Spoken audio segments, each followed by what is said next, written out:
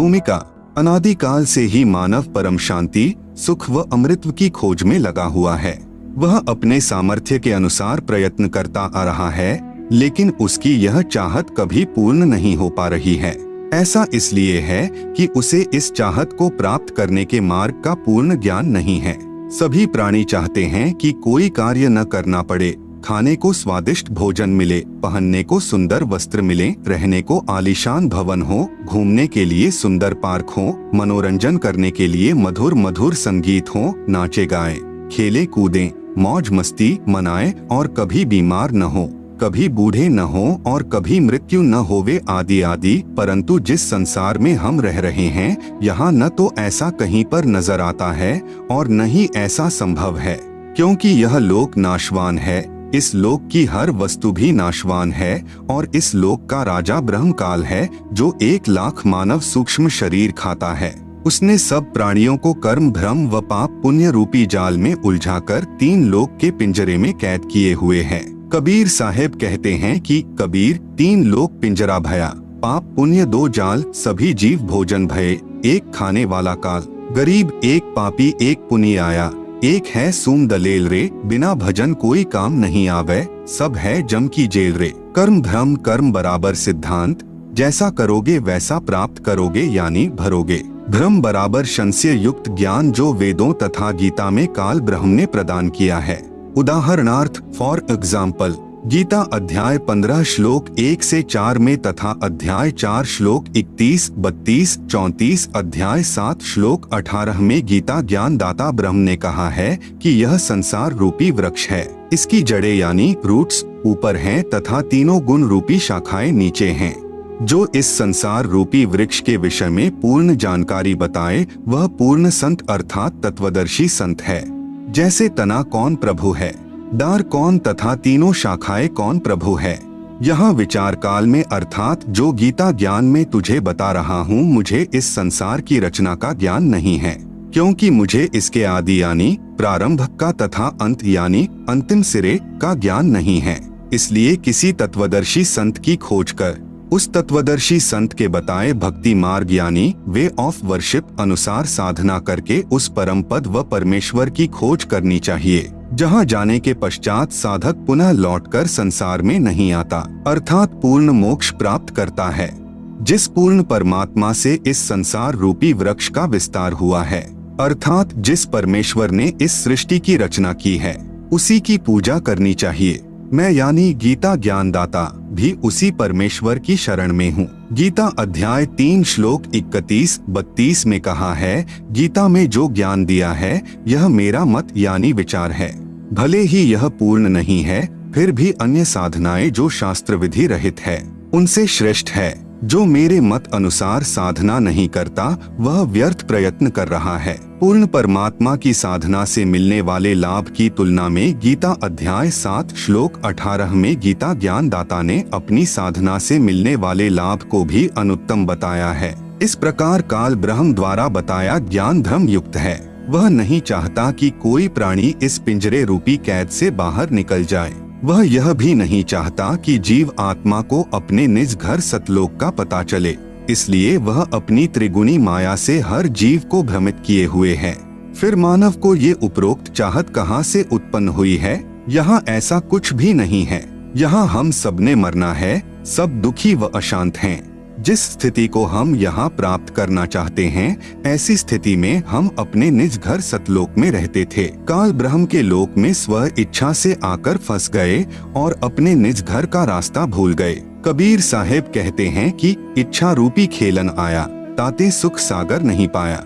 इस काल ब्रह्म के लोक में शांति व सुख का नामो निशान भी नहीं है। त्रिगुणी माया से उत्पन्न काम, क्रोध, लोभ, मोह, अहंकार, राग, द्वेष, हर्ष, शोक, लाभ, हानि, मान, बड़ाई रूपी अवगुण हर जीव को परेशान किए हुए हैं। यहाँ एक जीव दूसरे जीव को मार कर खा जाता है, शोषण करता है, इज्जत लूट लेता है, धन लूट लेता है, शांति छीन लेता है। यहाँ पर चारों तरफ आग लगी है। यदि आप शांति से रहना चाहोगे तो दूसरे आपको नहीं रहने देंगे। आपके न चाहते हुए भी चोर चोरी कर ले जाता है, डाकू डाका डाल ले जाता है, दुर्घटना घट जाती है, किसान की फसल खराब हो जाती है, व्यापारी का व्यापार ठप हो जाता है, राजा का राज छीन लिया जाता है, स्वस्थ शरीर में बीमारी लग जाती है, अर्थात यहाँ पर कोई भी वस्तु सुरक्षित नहीं। राजाओं के राज, इज्जतदार की इज्जत, धनवान का धन, ताकतवर की ताकत और यहाँ तक कि हम सभी के शरीर भी अचानक छीन लिए जाते हैं। माता पिता के सामने जवान बेटा बेटी मर जाते हैं, दूध पीते बच्चों को रोते बिलखते छोड़कर मात पिता मर जाते हैं, जवान बहनें विधवा हो जाती हैं और पहाड़ से दुखों को भोगने को मजबूर होते हैं। विचार करें कि क्या यह स्थान रहने के लायक है, लेकिन हम मजबूरी वश यहाँ रह रहे हैं क्योंकि इस काल के पिंजरे से बाहर निकलने का कोई रास्ता नजर नहीं आता और हमें दूसरों को दुखी करने की व दुख सहने की आदत सी बन गई। यदि आप जी को इस लोक में होने वाले दुखों से बचाव करना है तो यहाँ के प्रभु काल से परम शक्ति युक्त परमेश्वर यानी परम अक्षर ब्रह्म की शरण लेनी पड़ेगी, जिस परमेश्वर का खौफ काल प्रभु को भी है, जिसके डर से यह उपरोक्त कष्ट उस जीव को नहीं दे सकता जो पूर्ण परमात्मा अर्थात परम अक्षर ब्रह्म यानी सत्य पुरुष की शरण पूर्ण संत के बताए मार्ग से ग्रहण करता है। वह जब तक संसार में भक्ति करता रहेगा उसको उपरोक्त कष्ट आजीवन नहीं होते। जो व्यक्ति इस पुस्तक ज्ञान गंगा को पढ़ेगा उसको ज्ञान हो जाएगा कि हम अपने निज घर को भूल गए हैं। वह परम शांति व सुख यहाँ न होकर निज घर सतलोक में है, जहाँ पर न जन्म है, न मृत्यु है, न बुढ़ापा, न दुख, न कोई लड़ाई झगड़ा है, न कोई बीमारी है, न पैसे का कोई लेन देन है, न मनोरंजन के साधन खरीदना है। वहाँ पर सब परमात्मा द्वारा निशुल्क व अखंड है। बंदी छोड़ गरीबदास जी महाराज की वाणी में प्रमाण है कि बिन ही मुख सारंग राग सुन, बिन ही तंती तार, बिना सुर अलगोजे बजै, नगर नाच घुमा, घंटा बाजै ताल नग, मंजीरे डफ झांझ, मुरली मधुर सुहावनी, निस्बासर और सांझ, बीन बिहंगम बाझी, तरक तंबूरे तीर, राग खंड नहीं होत है, बंध्या रहत समीर, तरक नहीं तोरा नहीं, ना ही कशीस कबाब, अमृत प्याले मध पीवे, जो भाटी चवै शराब, मतवाले मस्तानपुर, गली गली गुलजार, संख शराबी फिरत हैं, चलो तास बाजार, संख संख पत्नी नाचें, गावे शब्द सुभान, चंद्र बदन सूरज मुखी, ना ही मान गुमा, संख हिंडोले नूर नग, झूले संत हजूर, तख्त धनी के पास कर, ऐसा मुलक जहूर, नदी नाव नाले बगै, छूटे फुहारे सुन्न, भरे होद सरवर सदा, नहीं पाप नहीं पुण्य, ना कोई भिक्षुक दान दे, ना कोई हार व्यवहार, ना कोई जन्मे मरे, ऐसा देश हमार, जहाँ संखो लहर मेहर की उपजय, कहर जहाँ नहीं कोई, दास गरीब अचल अविनाशी, सुख का सागर सोई। सतलोक में केवल एक रस परम शांति व सुख है। जब तक हम सतलोक में नहीं जाएंगे तब तक हम परम शांति, सुख व अमृतत्व को प्राप्त नहीं कर सकते। सतलोक में जाना तभी संभव है जब हम पूर्ण संत से उपदेश लेकर पूर्ण परमात्मा की आजीवन भक्ति करते रहें। इस पुस्तक ज्ञान गंगा के माध्यम से जो हम संदेश देना चाहते हैं उसमें किसी देवी देवता व धर्म की बुराई न करके सर्व पवित्र धर्म ग्रंथों में छुपे गूढ़ रहस्य को उजागर करके यथार्थ भक्ति मार्ग बताना चाहा है, जो कि वर्तमान के सर्व संत महंत व आचार्य गुरु साहिबान शास्त्रों में छिपे गूढ़ रहस्य को समझ नहीं पाए। परम पूज्य कबीर साहेब जी अपनी वाणी में कहते हैं कि वेद कतेब झूठे ना भाई, झूठे हैं सो समझे नाही, जिस कारण भक्त समाज को अपार हानि हो रही है। सब अपने अनुमान से व झूठे गुरुओं द्वारा बताई गई शास्त्र विरुद्ध साधना करते हैं, जिससे न मानसिक शांति मिलती है और न ही शारीरिक सुख, न ही घर व कारोबार में लाभ होता है और न ही परमेश्वर का साक्षात्कार होता है और न ही मोक्ष प्राप्ति होती है। यह सब सुख कैसे मिले तथा यह जानने के लिए कि मैं कौन हूँ, कहाँ से आया हूँ, क्यों जन्म लेता हूँ, क्यों मरता हूँ और क्यों दुख भोगता हूँ, आखिर यह सब कौन करवा रहा है और परमेश्वर कौन है, कैसा है, कहाँ है तथा कैसे मिलेगा, और ब्रह्मा विष्णु और शिव के माता पिता कौन हैं और किस प्रकार से काल ब्रह्म की जेल से छुटकारा पाकर अपने निज घर यानी सतलोक में वापस जा सकते हैं। यह सब इस पुस्तक के माध्यम से दर्शाया गया है ताकि इसे पढ़कर आम भक्तात्मा का कल्याण संभव हो सके। यह पुस्तक सतगुरु रामपाल जी महाराज के प्रवचनों का संग्रह है जो कि सदग्रंथों में लिखे तथ्यों पर आधारित है। हमें पूर्ण विश्वास है कि जो पाठक जन रुचि व निष्पक्ष भाव से पढ़कर अनुसरण करेगा उसका कल्याण संभव है। आत्म प्राण उद्धार ही ऐसा धर्म नहीं और कोटि अश्वमेघ यज्ञ सकल समाना भय। जीव उद्धार परम पुण्य ऐसा कर्म नहीं और मरुस्थल के मृगजों सब मर गए दौड़ दौड़। भावार्थ, यदि एक आत्मा को सतभक्ति मार्ग पर लगाकर उसका आत्म कल्याण करवा दिया जाए तो करोड़ अश्वमेघ यज्ञ का फल मिलता है और उसके बराबर कोई भी धर्म नहीं है।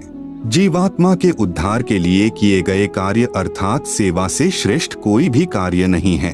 अपने पेट भरने के लिए तो पशु पक्षी भी सारा दिन भ्रमते हैं, उसी तरह वह व्यक्ति है जो परमार्थी कार्य नहीं करता। परमार्थी कर्म सर्वश्रेष्ठ सेवा जीव कल्याण के लिए किया कर्म है। जीव कल्याण का कार्य न करके सर्व मानव मरुस्थल के हिरण की तरह दौड़ दौड़ कर मर जाते हैं, जिसे कुछ दूरी पर जल ही जल दिखाई देता है और वहां दौड़ कर जाने पर थल ही प्राप्त होता है। फिर कुछ दूरी पर थल का जल दिखाई देता है, अंत में उस हिरण की प्यास से ही मृत्यु हो जाती है।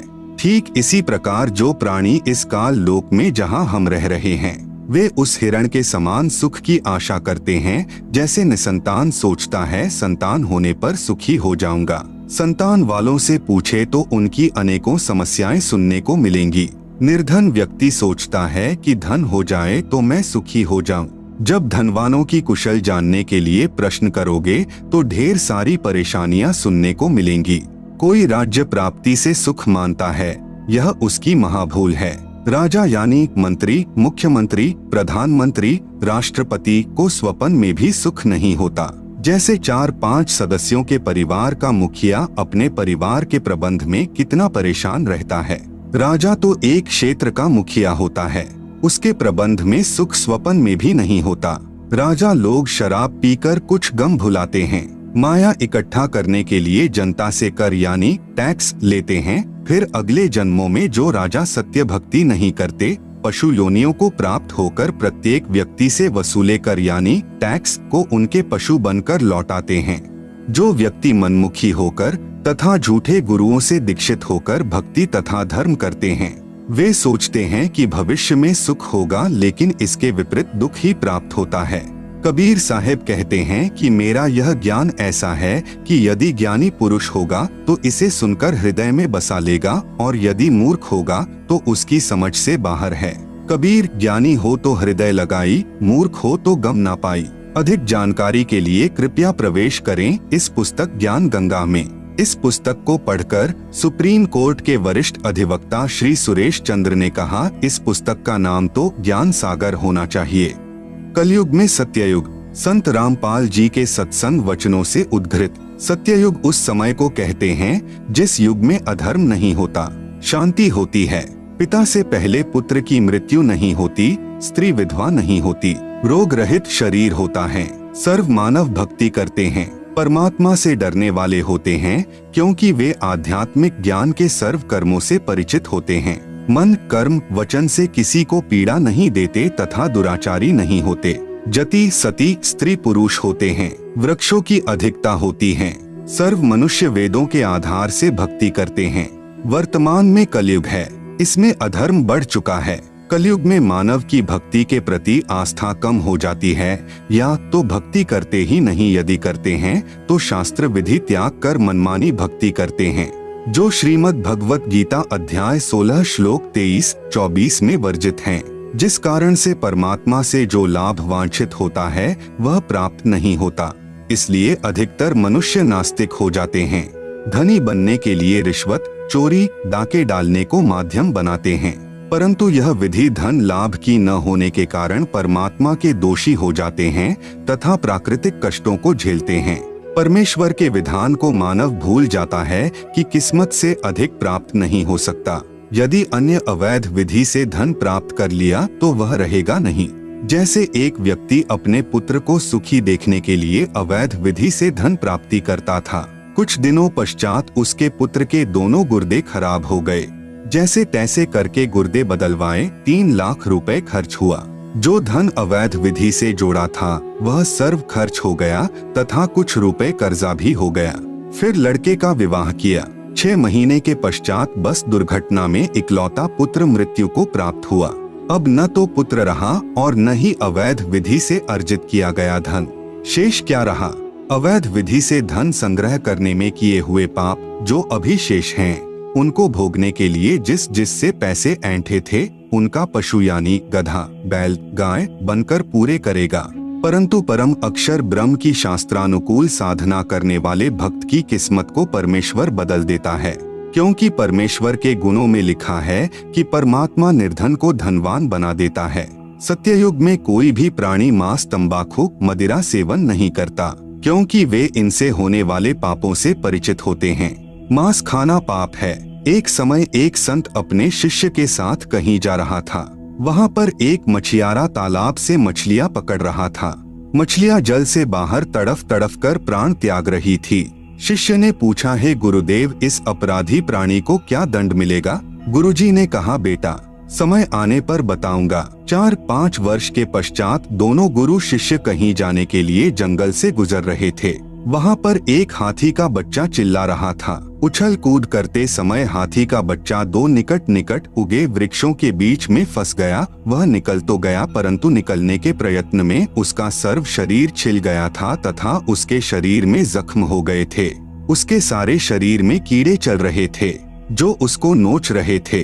वह हाथी का बच्चा बुरी तरह चिल्ला रहा था। शिष्य ने गुरुजी से पूछा कि हे गुरुदेव, यह प्राणी कौन से पाप का दंड भोग रहा है? गुरुदेव ने कहा, पुत्र, यह वही मछियारा है जो उस शहर के बाहर जलाशय से मछलियां निकाल रहा था। मदिरा यानी शराब पीना कितना पाप है। शराब पीने वाले को 70 जन्म कुत्ते के भोगने पड़ते हैं। मल मूत्र खाता पीता फिरता है। अन्य कष्ट भी बहुत सारे भोगने पड़ते हैं तथा शराब शरीर में भी बहुत हानि करती है। शरीर के 4 महत्वपूर्ण अंग होते हैं, फेफड़े, लीवर, गुर्दे तथा हृदय। शराब इन चारों को क्षति पहुंचाती है। शराब पीकर मानव न रहकर पशु तुल्य गतिविधि करने लगता है। कीचड़ में गिर जाना, कपड़ों में मलमूत्र तथा वमन कर देना, धन हानि, मान हानि, घर में अशांति आदि मदिरा पान के कारण होते हैं। मदिरा सत्ययुग में प्रयोग नहीं होती। सत्ययुग में सर्व मानव परमात्मा के विधान से परिचित होते हैं, जिस कारण सुख का जीवन व्यतीत करते हैं। गरीब मदिरा पीवे कड़वा पानी, 70 जन्म स्वान के जानी। दुराचार करना कितना पाप है। परद्वारा स्त्री का खोले, 70 जन्म अंधा हो डोले। पूज्य कबीर परमेश्वर जी ने बताया है कि जो व्यक्ति किसी परस्त्री के साथ दुष्कर्म करता है तो वह 70 जन्म अंधे का जीवन भोगता है। बुद्धिमान व्यक्ति ऐसी आफत कभी मोल नहीं लेता। मूर्ख ही ऐसा कार्य करता है। जैसे आग में हाथ डालने का अर्थ मौत मोल लेना है। जैसे कोई व्यक्ति किसी अन्य के खेत में बीज डालता है तो वह महामूर्ख है। बुद्धिमान व्यक्ति ऐसा कभी नहीं कर सकता। वैश्यागमन को ऐसा जानो जैसे कुर्डियों पर गेहूं का बहुमूल्य बीज का थैला भर कर डालाए। यह क्रिया बुद्धिमान व्यक्ति नहीं कर सकता, या तो महामूर्ख या शराबी निर्लज अर्थात घंड व्यक्ति ही किया करता है। विचारणीय विषय है कि जो पदार्थ शरीर से नाश होते हुए आनंद का अनुभव कराता है, यदि वह शरीर में सुरक्षित रखा जाए तो कितना आनंद देगा। दीर्घायु, स्वस्थ शरीर, स्वस्थ मस्तिष्क, शूरवीरता तथा स्फूर्ति प्रदान करता है। जिस पदार्थ से अनमोल बच्चा प्राप्त होता है, उसका नाश करना बच्चे की हत्या करने तुल्य है। इसलिए दुराचार तथा अनावश्यक भोग विलास वर्जित है। तंबाकू सेवन कितना पाप है। परमेश्वर कबीर जी ने बताया है, सुरापान मध मांसाहारी, गमन करे भोगे पर नारी, 70 जन्म कटत हैं, शीशम साक्षी साहिब है जगदीशम।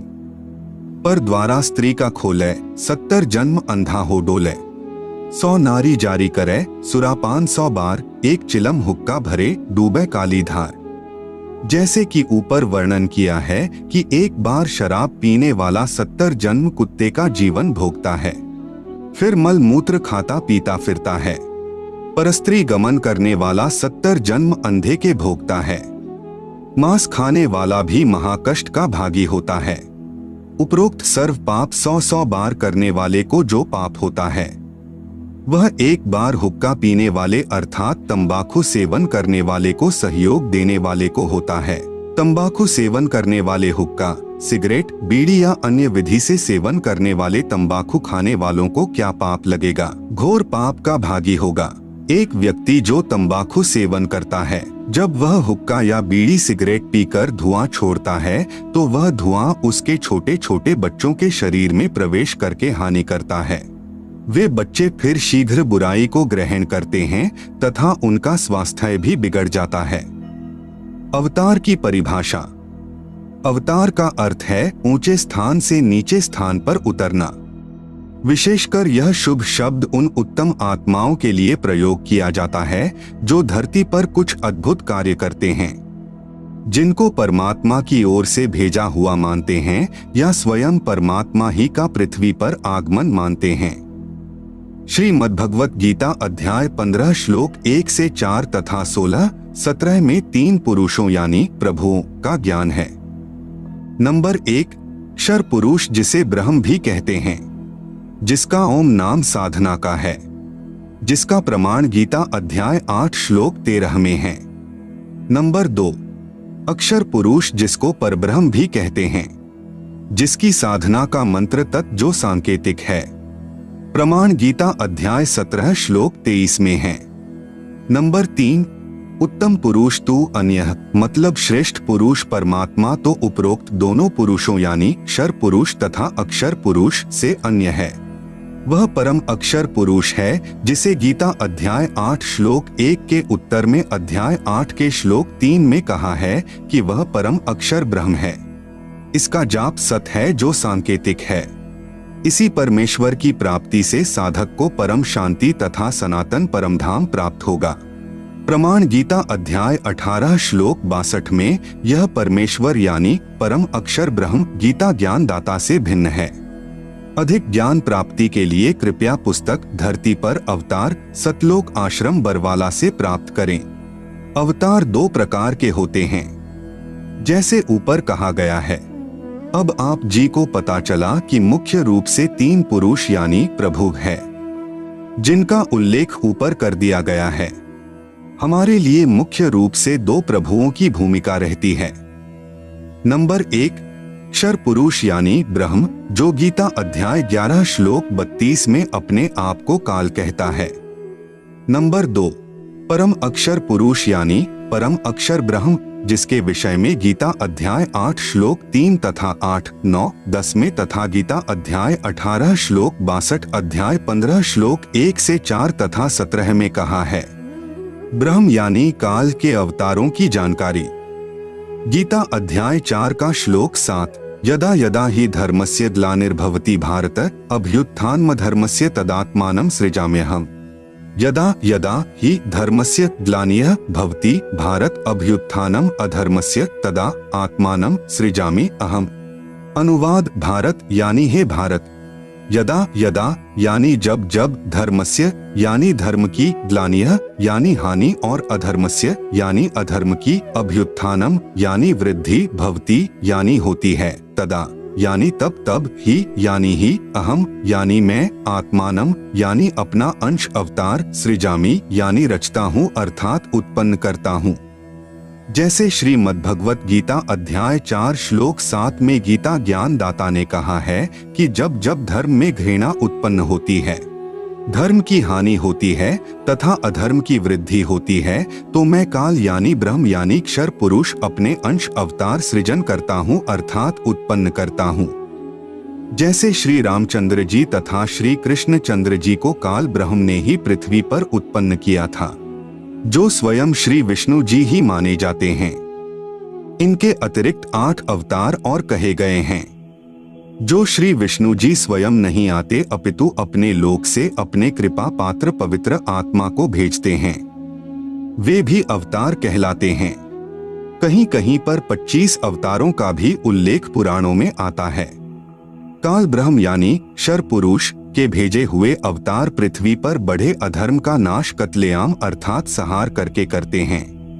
उदाहरण के रूप में श्री रामचंद्र जी तथा श्री कृष्णचंद्र जी, श्री परशुराम जी तथा श्री निहकलंक जी, जो अभी आना शेष है, जो कलयुग के अंत में आएगा। ये सर्व अवतार घोर संहार करके ही अधर्म का नाश करते हैं, अधर्मियों को मारकर शांति स्थापित करने की चेष्टा करते हैं। परंतु शांति की अपेक्षा अशांति ही बढ़ती है। जैसे श्री रामचंद्र जी ने रावण को मारने के लिए युद्ध किया, युद्ध में करोड़ों पुरुष मारे गए, जिनमें धर्मी तथा अधर्मी दोनों ही मारे गए। फिर उनकी पत्नियां तथा छोटे बड़े बच्चे शेष रहे, उनका जीवन नरक बन गया। विधवाओं को अन्य व्यक्तियों ने अपनी हवस का शिकार बनाया। निर्वाह की समस्या उत्पन्न हुई, आदि आदि अनेकों अशांति के कारण खड़े हो गए। यही विधि श्री कृष्ण जी ने अपनाई थी, यही विधि श्री परशुराम जी ने अपनाई थी। इसी विधि से 10वां अवतार काल ब्रह्म यानी शर पुरुष द्वारा उत्पन्न किया जाएगा। उसका नाम निकलंक होगा। वह कलयुग के अंतिम समय में उत्पन्न होगा, जो राजा हरिश्चंद्र वाली आत्मा होगी। संभल नगर में श्री विष्णु दत्त शर्मा के घर में जन्म लेगा। उस समय सर्व मानव अत्याचारी अन्यायी हो जाएंगे, उन सर्व को मारेगा। उस समय जिन जिन मनुष्य में परमात्मा का डर होगा, कुछ सदाचारी होंगे, उनको छोड़ जाएगा, अन्य सर्व को मार डालेगा। यह विधि है ब्रह्म यानी कालक्षर पुरुष के अवतारों की अधर्म का नाश करने तथा शांति स्थापना करने की। परम अक्षर ब्रह्म अर्थात सत्य पुरुष के अवतारों की जानकारी। नंबर 1, परम अक्षर ब्रह्म स्वयं पृथ्वी पर प्रकट होता है। वह सहशरीर आता है, सहशरीर लौट जाता है। यह लीला वह परमेश्वर 2 प्रकार से करता है। नंबर 1, प्रत्येक युग में शिशु रूप में किसी सरोवर में कमल के फूल पर वन में प्रकट होता है। वहां से निसंतान दंपति उसे उठा ले जाते हैं। फिर लीला करता हुआ बड़ा होता है तथा आध्यात्मिक ज्ञान प्रचार करके अधर्म का नाश करता है। सरोवर के जल में कमल के फूल पर अवतरित होने के कारण परमेश्वर नारायण कहलाता है। नार यानी जल, आयन यानी आने वाला, अर्थात जल पर निवास करने वाला नारायण कहलाता है। नंबर 2, जब चाहे साधु संत जिंदा के रूप में अपने सत्यलोक से पृथ्वी पर आ जाते हैं तथा अच्छी आत्माओं को ज्ञान देते हैं। फिर वे पुण्यात्माएं भी ज्ञान प्रचार करके अधर्म का नाश करते हैं। वे भी परमेश्वर के भेजे हुए अवतार होते हैं। कलयुग में ज्येष्ठ शुदी पूर्णमासी संवत 1455 सन 1398 को कबीर परमेश्वर सत्यलोक से चलकर आए तथा काशी शहर के लहरतारा नामक सरोवर में कमल के फूल पर शिशु रूप में विराजमान हुए। वहां से नीरू तथा नीमा जो जुलाहा यानी धानक दंपति थे, उन्हें उठा लाए। शिशु रूपधारी परमेश्वर कबीरदेव यानी कबीर परमेश्वर ने 25 दिन तक कुछ भी आहार नहीं किया। नीरू तथा नीमा उसी जन्म में ब्राह्मण थे, श्री शिव जी के पुजारी थे। मुसलमानों द्वारा बलपूर्वक मुसलमान बनाए जाने के कारण जुलाहे का कार्य करके निर्वाह करते थे। बच्चे की नाजुक हालत देखकर नीमा ने अपने इष्ट शिव जी को याद किया। शिव जी साधु वेश में वहां आए तथा बालक रूप में विराजमान कबीर परमेश्वर को देखा। बालक रूप में कबीर साहेब जी ने कहा, है शिव जी इन्हें कहो एक कुंवारी गाय लाएं, वह आपके आशीर्वाद से दूध देगी। ऐसा ही किया गया। कबीर परमेश्वर के आदेशानुसार भगवान शिव जी ने कुंवारी गाय की कमर पर थपकी लगाई। उसी समय बछिया के थनों से दूध की धार बहने लगी। एक कोरा मिट्टी का छोटा घड़ा नीचे रखा। पात्र भर जाने पर दूध बंद हो गया। फिर प्रतिदिन पात्र थनों के नीचे करते ही बछिया के थनों से दूध निकलता। उसको परमेश्वर कबीर जी पिया करते थे। जुलाहे के घर परवरिश होने के कारण बड़े होकर परमेश्वर कबीर जी भी जुलाहे का कार्य करने लगे तथा अपनी अच्छी आत्माओं को मिले, उनको तत्व ज्ञान समझाया तथा स्वयं भी तत्व ज्ञान प्रचार करके अधर्म का नाश किया तथा जिन जिन को परमेश्वर जिंदा महात्मा के रूप में मिले उनको सच्चखंड यानी सत्यलोक में ले गए तथा फिर वापस छोड़ा। उनको आध्यात्मिक ज्ञान दिया तथा अपने से परिचित कराया। वे उस परमेश्वर यानी सत्य पुरुष के अवतार थे। उन्होंने भी परमेश्वर से प्राप्त ज्ञान के आधार से अधर्म का नाश किया। वे अवतार कौन कौन हुए हैं? नंबर 1 आदरणीय धर्मदास जी, नंबर 2 आदरणीय मलुकदास जी, नंबर 3 आदरणीय नानक देव साहेब जी, सिख धर्म के प्रवर्तक, नंबर 4 आदरणीय दादू साहेब जी, नंबर 5 आदरणीय गरीबदास साहेब जी गांव छुड़ानी जिला झज्जर हरियाणा वाले तथा नंबर 6 आदरणीय घीसा दास साहेब जी गांव खेखड़ा जिला मेरठ उत्तर प्रदेश वाले ये उपरोक्त सर्व अवतार परम अक्षर ब्रह्म यानी सत्य पुरुष के थे। अपना कार्य करके चले गए, अधर्म का नाश किया, जिस कारण से जनता में बहुत समय तक बुराई नहीं समाई। वर्तमान में संतों की कमी नहीं परंतु शांति का नाम नहीं। कारण यह है कि इन संतों की साधना शास्त्रों के विरुद्ध है, जिस कारण से समाज में अधर्म बढ़ता जा रहा है। इन पंथों और संतों को सैकड़ों वर्ष हो गए ज्ञान प्रचार करते हुए परंतु अधर्म बढ़ता ही जा रहा है। सत्य पुरुष का वर्तमान अवतार जो सत्य साधना तथा तत्व ज्ञान का प्रचार परमेश्वर के पूर्वोक्त परमेश्वर के अवतार संत किया करते थे, जिससे आपसी प्रेम था, एक दूसरे के दुख में दुखी होते थे, असहाय व्यक्ति की मदद करते थे, वही शास्त्र विधि अनुसार साधना तथा वही आध्यात्मिक यथार्थ ज्ञान संत रामपाल दास जी महाराज को परमेश्वर कबीर साहेब जी ने प्रदान किया है।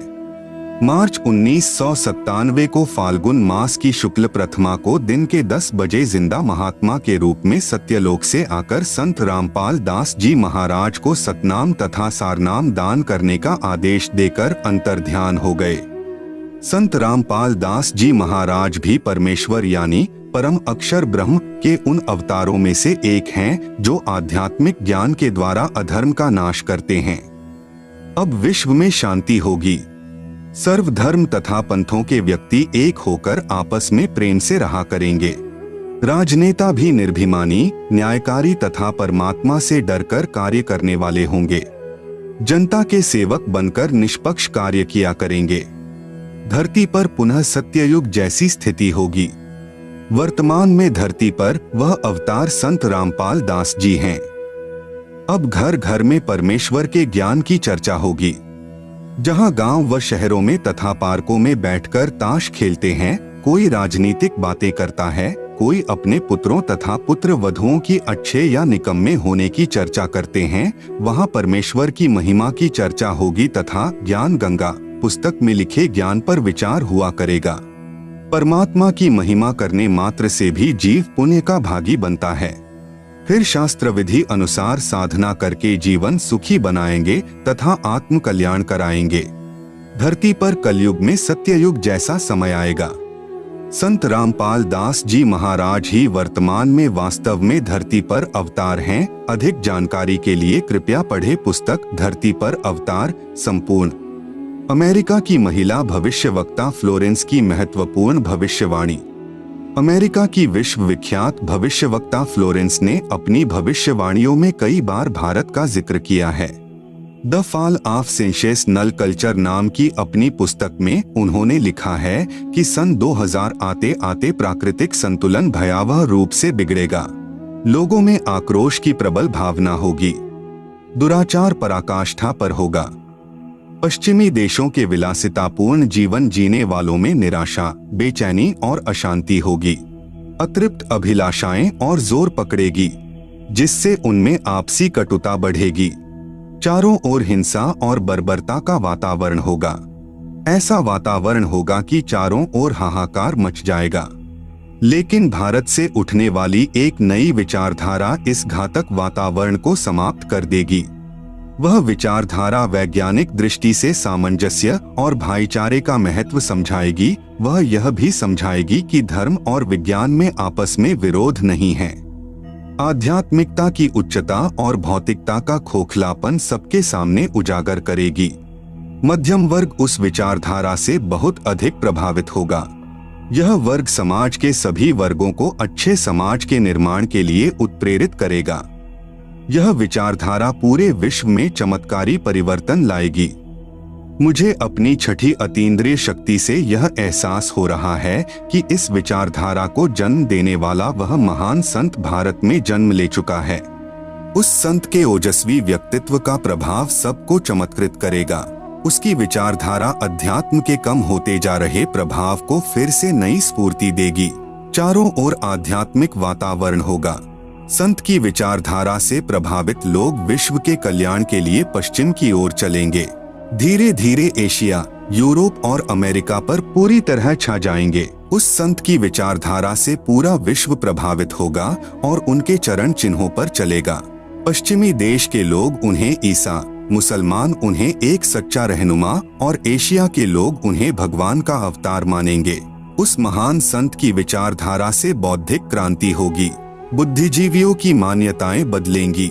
उनमें ईश्वर के प्रति श्रद्धा और विश्वास की कोंपलें फूटेंगी। फ्लोरेंस के अनुसार वह संत भारत में जन्म ले चुके हैं। वह इस संत से काफी प्रभावित थी। अपनी एक दूसरी पुस्तक golden light of new era में भी उन्होंने लिखा है, जब मैं ध्यान लगाती हूँ तो अक्सर एक संत को देखती हूँ।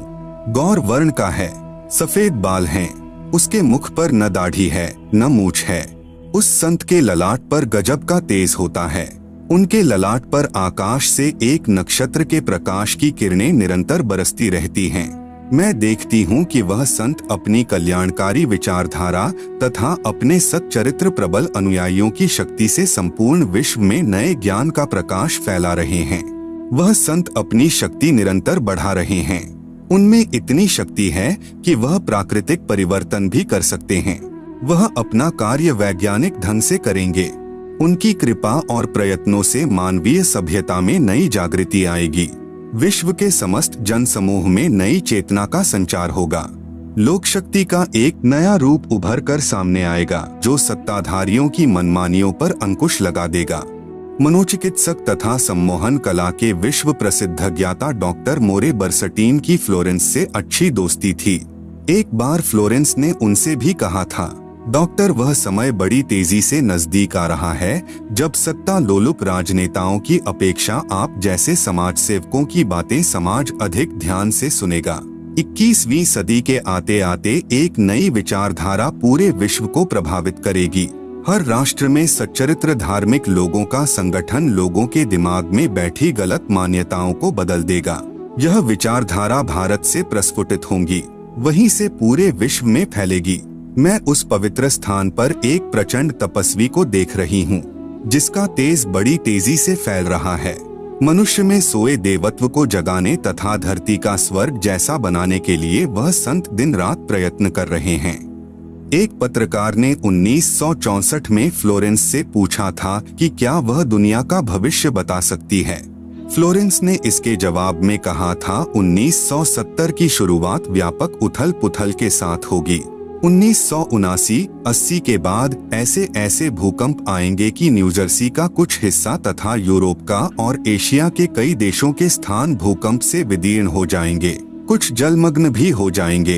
तृतीय विश्व युद्ध का आतंक सबके दिमाग में बैठ जाएगा और वे इस युद्ध की तैयारी करेंगे, लेकिन भारतीय राजनेता अपने प्रभाव और बुद्धि से तीसरे विश्व युद्ध को टालने में सफल हो जाएंगे। तीसरे विश्व युद्ध के शुरू होने तक भारत के शासन की बागडोर आध्यात्मिक प्रवृत्ति के लोगों के हाथ में होगी, इसलिए उनके प्रभाव से विश्व युद्ध टलेगा। वे शासक एक महान संत के ओजस्वी तथा क्रांतिकारी विचारधारा से प्रभावित होंगे। वे उस संत के प्रति उसी तरह समर्पित होंगे जैसे वाशिंगटन स्वतंत्रता एवं मानवता के प्रति समर्पित थे। अमेरिका के शहर न्यूजर्सी की रहने वाली फ्लोरेंस सचमुच एक विलक्षण महिला थी। एक बार नेबेल नाम के व्यक्ति ने टीवी कार्यक्रम के दौरान उनसे बोला, आप भारत में जन्म ले चुके संत के बारे में तो अक्सर बताती रहती हैं, मैं अपने बारे में कुछ जानना चाहता हूँ, बताइए। फ्लोरेंस ने उसके दाहिने हाथ को थाम लिया और बोली, आप बहुत जल्द किसी दूसरे राज्य से प्रसारण करेंगे। नेबेल एक प्रसारण सेवा के कर्मचारी थे।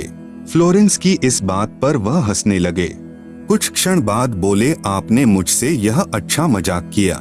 यदि हमारी कंपनी के अधिकारी इस कार्यक्रम को देख रहे होंगे तो मैं दूसरे राज्य में जाऊं या नहीं, फिलहाल अपनी कंपनी से तुरंत निकाल दिया जाऊंगा।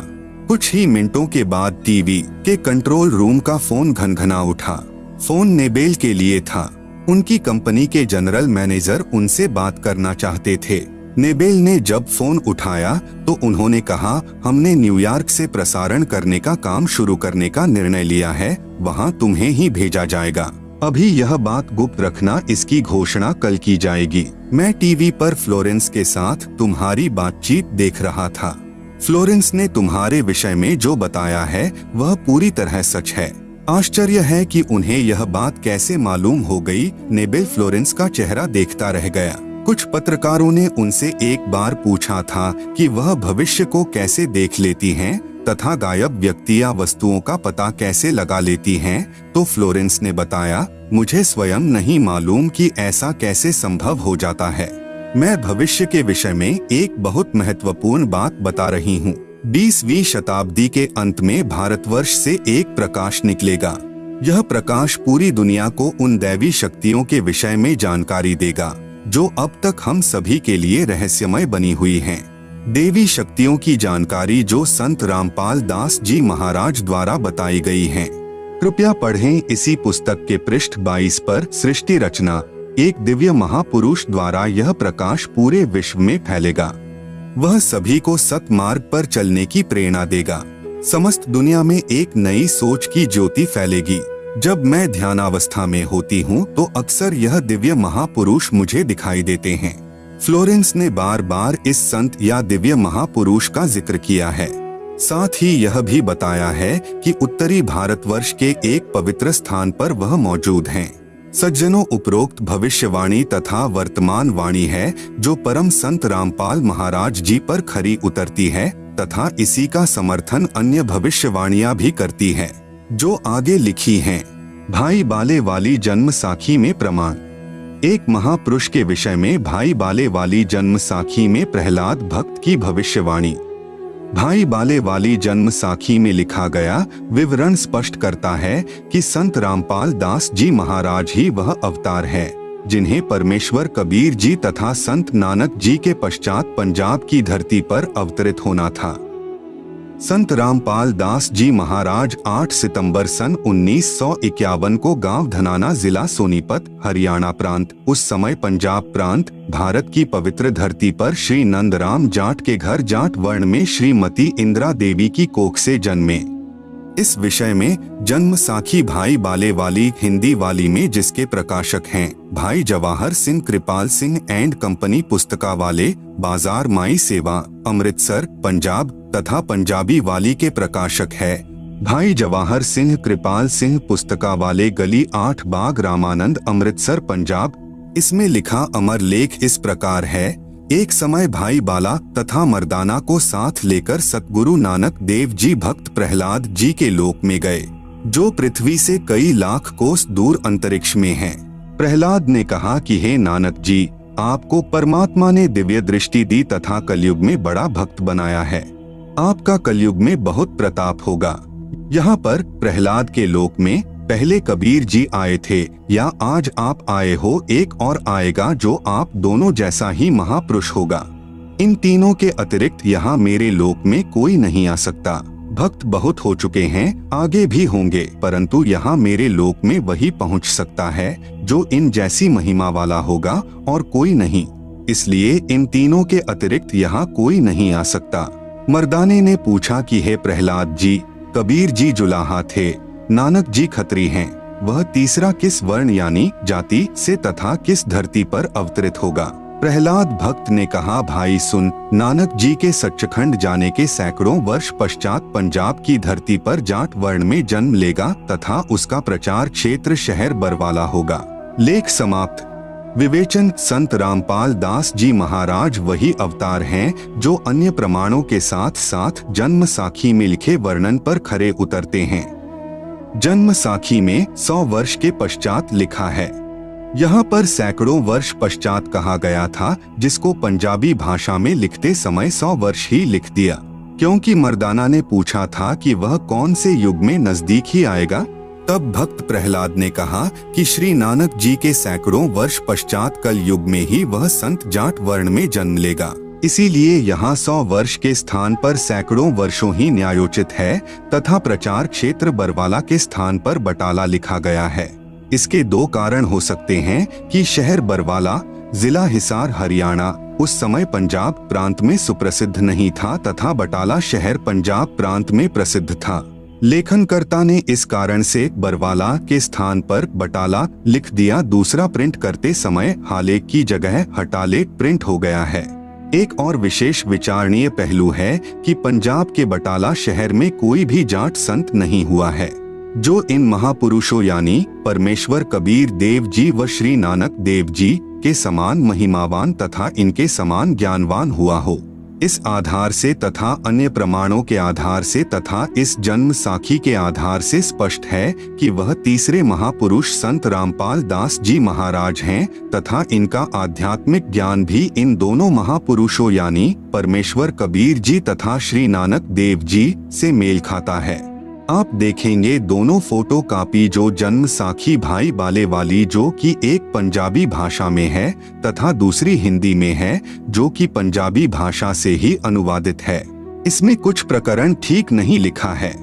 जैसे पंजाबी भाषा में लिखा है कि जो इस जिहा कोई होवेगा ता एथे पहुँचेगा होरदा एथे पहुँचन दा कम नहीं, परंतु हिंदी वाली जन्म साखी में यह विवरण नहीं है जो बहुत महत्वपूर्ण है। इससे सिद्ध है कि लिखते समय कुछ प्रकरण बदल जाता है। फिर भी ढेर सारे प्रमाण जो इस पुस्तक में अन्य महापुरुषों के द्वारा संत रामपाल दास जी के विषय में कहे हैं वे भी इसी को प्रमाणित करते हैं। विशेष यदि कोई यह कहे कि जन्म साखी में लिखी व्याख्या संत गरीबदास जी गांव छुड़ानी वाले के लिए हैं, क्योंकि वे भी जाट जाति से थे तथा छुड़ानी गांव भी पहले पंजाब प्रांत के अंतर्गत आता था, यह भी उचित नहीं लगती, क्योंकि संत गरीबदास जी ने अपनी अमृतवाणी असुर निकंदन रमैणी में कहा है कि सतगुरु दिल्ली मंडल आयसी सूती धरनी सूम जगायसी। भावार्थ है कि संत गरीबदास जी के सतगुरु पूज्य कबीर साहेब जी थे। पुराना रोहतक जिला यानी सोनीपत, रोहतक तथा झज्जर को मिलाकर एक जिला रोहतक था, दिल्ली मंडल में लगता था। यह किसी राजा के अधीन नहीं था, अंग्रेजों के शासन काल में दिल्ली के अधीन था। संत गरीबदास जी ने स्पष्ट किया है कि सतगुरु यानी परमेश्वर कबीर जी दिल्ली मंडल में आएंगे, भक्तिहीन प्राणियों को जगाएंगे, सत्य भक्ति कराएंगे। ध्यान रहे कबीर सागर में काल के दूतों ने मिलावट करके सत्य को न जानकर अपनी अटकलबाजी से असत्य प्रमाण दिए हैं। उसका नाश करने के लिए परमेश्वर कबीर जी ने अपने अंश अवतार संत गरीबदास जी द्वारा यथार्थ ज्ञान प्रचार करवाया है, जो संत गरीबदास जी की अमृतवाणी रूप में है। इसी बात की पुष्टि कबीर सागर के संपादक कबीर पंथी श्री युगलानंद बिहारी जी की उस टिप्पणी से होती है जो उन्होंने अनुराग सागर तथा ज्ञान सागर की भूमिका में की है। कहा है कि कबीर पंथियों ने ही कबीर पंथ के ग्रंथों का नाश कर रखा है, अपने अपने मते अनुसार फेर बदल करके अपने मत को जोड़ा है। मेरे पास अनुराग सागर तथा ज्ञान सागर की कई प्रतियां रखी हैं, जिनमें से एक दूसरे से मेल नहीं खा रही हैं। संत रामपाल दास जी महाराज का जन्म श्री नंदराम जाट के घर 8 सितंबर 1951 को गांव धनाना जिला सोनीपत यानी उस समय जिला रोहतक में हुआ था, जो वर्तमान हरियाणा तथा पंजाब प्रांत मिलकर उस समय एक ही पंजाब प्रांत था। परमेश्वर कबीर जी ने भी कहा था कि जिस समय कलयुग 5500 वर्ष बीत चुका होगा, मैं गरीबदास वाले 12वें पंथ में आगे स्वयं आऊंगा। संत गरीबदास जी द्वारा मेरी यानी कबीर परमेश्वर की महिमा की वाणी प्रकट होगी तथा गरीबदास वाले 12वें पंथ तक के साधक मुझे आधार बनाकर वाणी को समझने की कोशिश करेंगे, परंतु वाणी को न समझकर सतनाम तथा सारनाम से वंचित रहने के कारण असंख्य जन्म तक सत्यलोक प्राप्ति नहीं कर सकते। उसी 12वें पंथ यानी गरीबदास जी वाले पंथ में मैं यानी परमेश्वर कबीर जी ही स्वयं चलकर आऊंगा। तब संत गरीबदास जी द्वारा प्रकट की गई वाणी को मैं यानी कबीर परमेश्वर प्रकट होकर समझाऊंगा। इससे सिद्ध हुआ कि जन्म साखी में जिस जाट संत के विषय में कहा है, निर्विवाद रूप से वह संत रामपाल दास जी महाराज जी ही हैं। फिर भी हम संत गरीबदास जी का विशेष आदर करते हैं, क्योंकि उन्होंने परमेश्वर कबीर जी का अमर संदेश सुनाया है।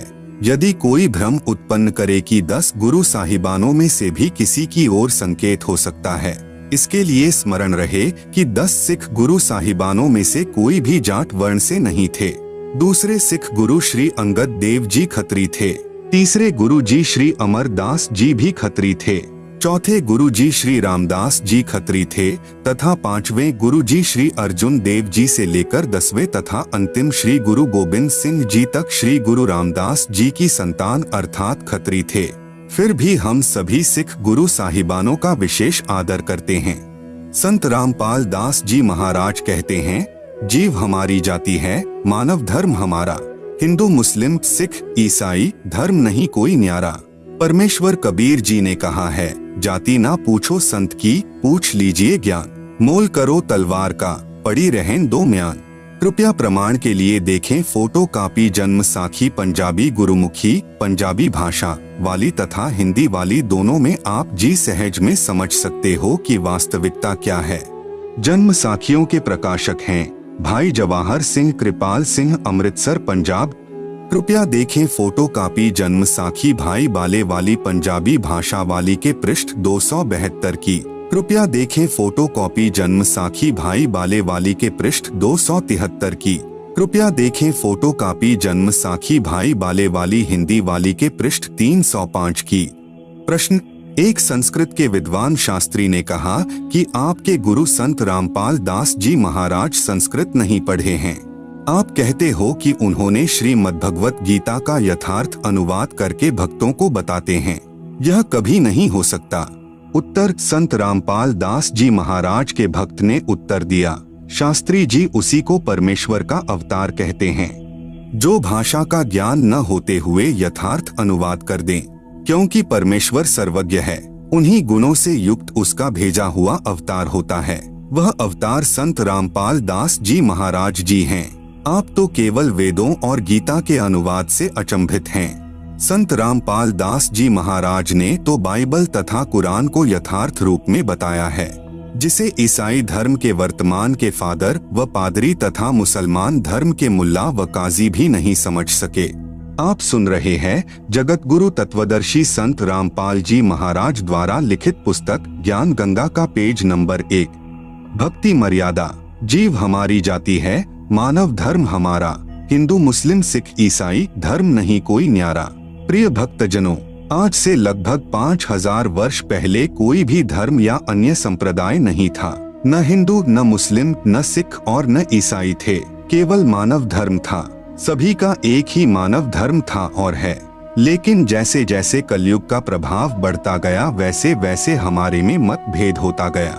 कारण सिर्फ यही रहा कि धार्मिक कुल गुरुओं द्वारा शास्त्रों में लिखी हुई सच्चाई को दबा दिया गया। कारण चाहे स्वार्थ हो या ऊपरी दिखावा, जिसके परिणाम स्वरूप आज एक मानव धर्म के 4 धर्म और अन्य अनेक संप्रदाय बन चुकी हैं, जिसके कारण आपस में मतभेद होना स्वाभाविक ही है। सभी का प्रभु भगवान राम, अल्लाह, रब, गॉड, खुदा, परमेश्वर एक ही है। ये भाषा भिन्न पर्यायवाची शब्द हैं। सभी मानते हैं कि सबका मालिक एक है, लेकिन फिर भी ये अलग अलग धर्म संप्रदाय क्यों? यह बात बिल्कुल ठीक है कि सबका मालिक रब, खुदा, अल्लाह, गॉड, राम, परमेश्वर एक ही है, जिसका वास्तविक नाम कबीर है और वह अपने सतलोक, सतधाम, सच्चखंड में मानव सदृश स्वरूप में आकार में रहता है। लेकिन अब हिंदू तो कहते हैं कि हमारा राम बड़ा है, मुस्लिम कहते हैं कि हमारा अल्लाह बड़ा है, ईसाई कहते हैं कि हमारा ईसा मसीह बड़ा और सिख कहते हैं कि हमारे गुरु नानक साहेब जी बड़े हैं। ऐसे कहते हैं जैसे 4 नादान बच्चे कहते हैं कि यह मेरा पापा, दूसरा कहेगा यह मेरा पापा है, तेरा नहीं है, तीसरा कहेगा यह तो मेरा पिताजी है जो सबसे बड़ा है, और फिर चौथा कहेगा कि अरे नहीं नादानो, यह मेरा डैडी है, तुम्हारा नहीं है, जबकि उन चारों का पिता वही एक ही है। इन्हीं नादान बच्चों की तरह आज हमारा मानव समाज लड़ रहा है। कोई कहे हमारा राम बड़ा है, कोई कहे खुदाई रे, कोई कहे हमारा ईसा मसीह बड़ा। ये बांटा रहे लगाई रे, जबकि हमारे सभी धार्मिक ग्रंथों व शास्त्रों में उस एक प्रभु, मालिक, रब, खुदा, अल्लाह, राम, साहेब, गॉड, परमेश्वर की प्रत्यक्ष नाम लिखकर महिमा गाई है कि वह एक मालिक प्रभु कबीर साहेब है, जो सतलोक में मानव सदृश स्वरूप में आकार में रहता है। वेद, गीता, कुरान, बाइबल और गुरु ग्रंथ साहेब ये सब लगभग मिलते जुलते ही हैं। यजुर्वेद के अध्याय 5 के श्लोक नंबर 32 में, सामवेद के मंत्र नंबर 1400-822 में, अथर्ववेद के कांड नंबर 4 के अनुवाक 1 के श्लोक नंबर 7, ऋग्वेद के मंडल 1 अध्याय 1 के सूक्त 11 के श्लोक नंबर 4 में कबीर नाम लिखकर बताया है कि पूर्ण ब्रह्म कबीर है जो सतलोक में आकार में रहता है। आप सुन रहे हैं जगत गुरु तत्वदर्शी संत रामपाल जी महाराज द्वारा लिखित पुस्तक ज्ञान गंगा का पेज नंबर 2। गीता जी चारों वेदों का संक्षिप्त सार है। गीता जी भी उसी सतपुरुष पूर्ण ब्रह्म कबीर की तरफ इशारा करती है। गीता जी के अध्याय 15 के श्लोक नंबर 16, 17, अध्याय 18 के श्लोक नंबर 46, 61, 62, अध्याय 8 के श्लोक नंबर 3, 8 से 10 तथा 22 में, अध्याय 15 के श्लोक नंबर 1, 2, 3, 4 में उसी पूर्ण परमात्मा की भक्ति करने का इशारा किया है। श्री गुरु ग्रंथ साहिब पृष्ठ नंबर 24 पर और पृष्ठ नंबर 721 पर नाम लिखकर कबीर साहेब की महिमा गाई है। इसी प्रकार कुरान और बाइबल एक ही शास्त्र समझो। दोनों लगभग एक ही संदेश देते हैं कि उस कबीर अल्लाह की महिमा बयान करो जिसकी शक्ति से ये सब सृष्टि चलायमान है। कुरान शरीफ में सूरत फुरकानी नंबर 25 की आयत नंबर 52 से 59 तक में कबीरन, खबीरा, कबीरू आदि शब्द लिखकर उसी एक कबीर अल्लाह की पाकी बयान की हुई है कि ऐ पैगंबर मोहम्मद उस कबीर अल्लाह की पाकी बयान करो जो 6 दिन में अपनी शक्ति से सृष्टि रचकर 7वें दिन तख्त पर जा बिराजा अर्थात सतलोक में जाकर विश्राम किया। वह अल्लाह प्रभु कबीर है। इसी का प्रमाण बाइबल के अंदर उत्पत्ति ग्रंथ में सृष्टि क्रम में बाइबल के प्रारंभ में ही 7 दिन की रचना में चैप्टर 1 वर्सेस 20, चैप्टर 2 वर्सेस 5 में है।